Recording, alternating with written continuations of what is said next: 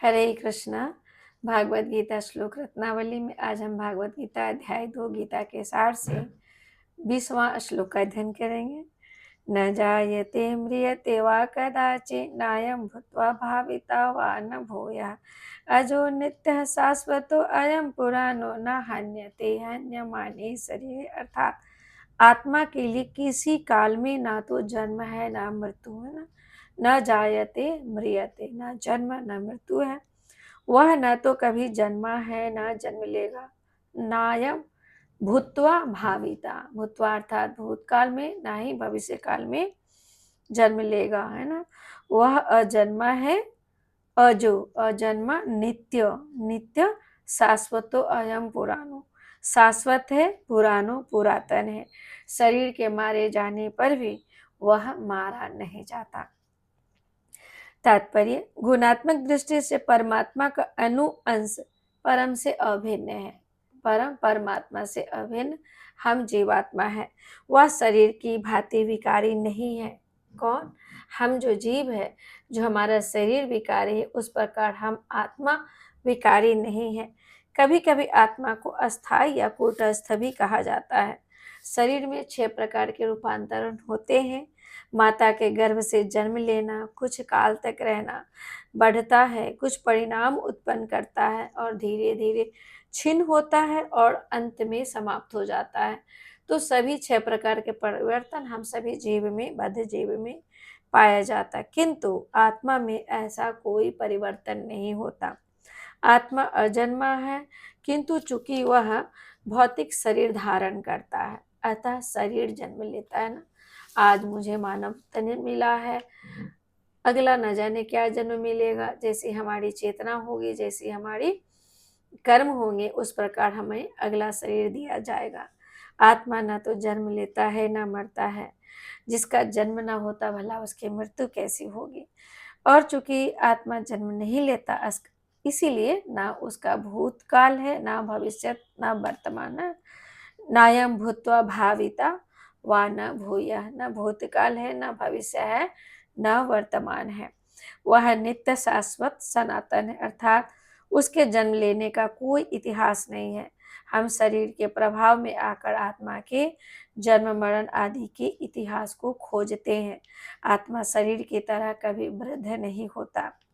तथाकथित वृद्ध पुरुष भी अपने में बाल्यकाल या युवावस्था जैसी अनुभूति पाता है ना। जैसे हम बाल्यकाल में थे, वही अनुभूति आज हमारी है ना, है ना। कुछ बदल गई क्या? जो बाल्यकाल में हमारा शरीर था, हमारी चेतना थी, वही चेतना आज भी है।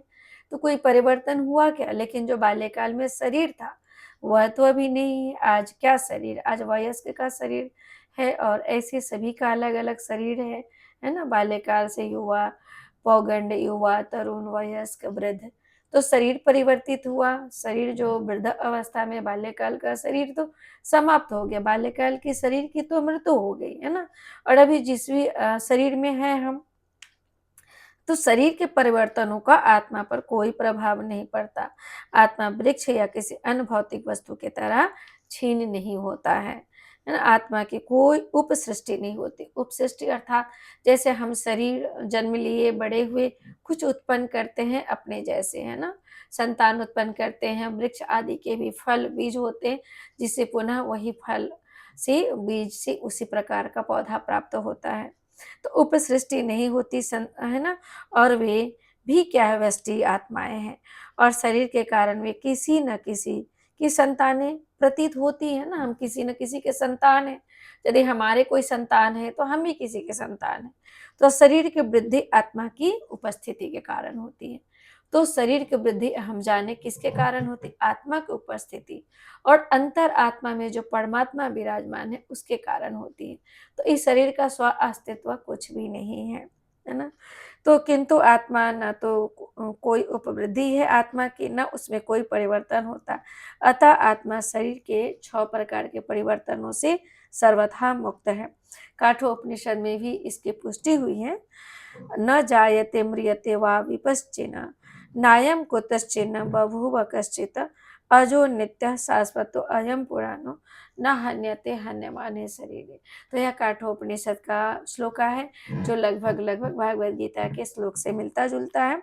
तो यहाँ पे अर्थ और तात्पर्य भागवत गीता के जैसा ही है, किंतु यहाँ पे एक शब्द विपश्चित का प्रयोग हुआ है ना। तो जिसका अर्थ होता है विज्ञान या ज्ञान में। तो आत्मा ज्ञान से चेतना से सदैव पूर्ण रहता है।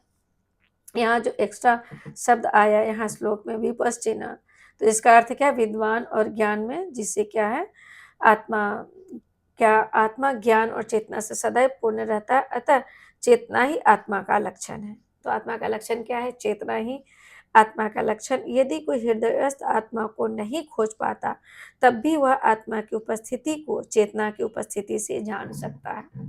तो हम सबके है ना, हृदय से तिष्ठति अर्जुना, भगवान कहते गीता में, हृदय प्रदेश में हम सबके हृदय में भगवान जो है ना अंतर्यामी परमात्मा रूप में स्थित है, और हम साथ में आत्मा भी है। तो कोई यदि इस आत्मा को नहीं खोज सकता तो चेतना से तो हम जान सकते हैं। और चेतना कहाँ से होती, आत्मा से ही चेतना। किसी मृत शरीर में कोई चेतना नहीं होती, क्योंकि आत्मा और परमात्मा दोनों ही शरीर का त्याग कर चुके होते हैं। लेकिन जीवित प्राणी में चेतना होती है। हमें जरा कांटा चुभे, कील चुभे तो क्या है, हमें महसूस होता है ना, गर्मी ठंडा सभी महसूस होता है। तो क्यों होता है महसूस, यह चेतना के कारण होता है। तो हमारी चेतना चूंकि विकसित है तो इसलिए हम अधिक महसूस करते हैं, लेकिन वही पेड़ पौधे इस चेतना को महसूस नहीं करते है ना। और पशु पक्षी महसूस भी करते हैं, तो क्या है, वे एक्सप्रेस नहीं कर सकते, बता नहीं सकते है ना। तो इसलिए क्या है, हम जो है इस पशु की हत्या कर लेते हैं जीव की लालसा के लिए, और उसे हत्या करके भक्षण करते, जो कि सर्वथा ही वैदिक शास्त्रों के अनुसार वैदिक शास्त्रों की विरुद्ध है, मानव धर्म के विरुद्ध है ना, धर्म के विरुद्ध यह कृत्य है। तो कभी हम बादलों या अन्य कारणों से आकाश में सूर्य को नहीं देख पाते, किंतु सूर्य का प्रकाश तो सदैव विद्यमान रहता, अतः हमें विश्वास हो जाता है कि दिन का समय है ना, दिन का समय, रात का समय हमें पता चलता है ना। दिन में कितने भी बादल हो, लेकिन क्या है, हमें ज्ञात है कि यह दिन है ना। लेकिन रात को बादल हो तो रात ही पता हमें चलता है, क्यों, दिन में चूंकि सूर्य विद्यमान है इसलिए हमें ज्ञात होता है कि दिन है। तो प्रातःकाल जो ही आकाश में थोड़ा सा भी सूर्य प्रकाश दिखता है तो हम समझ जाते हैं कि सूर्य आकाश में है। इसी प्रकार चूंकि शरीर में चाहे पशु हो या पुरुषों में कुछ न कुछ चेतना रहेगी है ना, चेतना निश्चित रहेगी, अतः हम आत्मा की उपस्थिति को जान सकते, किंतु जीव यह चेतना परमेश्वर की चेतना से भिन्न है। जीव की चेतना परमेश्वर की चेतना से इसलिए भिन्न है कि हम अपने शरीर की चेतना तक ही सीमित है, हमारी चेतना, लेकिन परमात्मा की चेतना सर्वव्याप्त है, कण कण में व्याप्त है ना, सभी जीव में व्याप्त है, क्योंकि सर्वज्ञ है परमात्मा की चेतना। अतः भूत वर्तमान भविष्य की ज्ञान से पूर्ण है किसकी चेतना, परमात्मा की। और व्यष्टि जीव जो हम है इसकी चेतना विस्मरणशील है। जैसे आज हम इस शरीर में हैं और अगला शरीर जब मुझे प्राप्त होगा तो हमें इस शरीर की चेतना की विस्मृति हो जाएगी। जैसे आज इस शरीर में हमें पिछले शरीर की चेतना विस्मृत हो गई है, और यह विस्मृत होना भी आवश्यक है। यदि विस्मृत ना हो तो वर्तमान के जीवन को हम सही से नहीं जी सकते है ना। तो इसलिए विस्मृति होती है हमारी चेतना की एक शरीर से दूसरे शरीर में जाने से। तो क्या है, उसे कृष्ण के, हाँ, जब वह अपने वास्तविक स्वरूप को भूल जाता है तो उसे कृष्ण के उपदेशों से शिक्षा तथा प्रकाश का बोध प्राप्त होता है, किंतु कृष्ण विस्मरणशील जीव नहीं है। यही है अंतर कृष्ण चेतना में और व्यष्टि आत्मा हम जीव की चेतना में। यदि वे ऐसे होते तो उनका द्वारा किए गए भागवत गीता के उपदेश व्यर्थ ही होते ना, क्योंकि कितना सार्थक है आज भागवत गीता का उपदेश। हरे कृष्णा।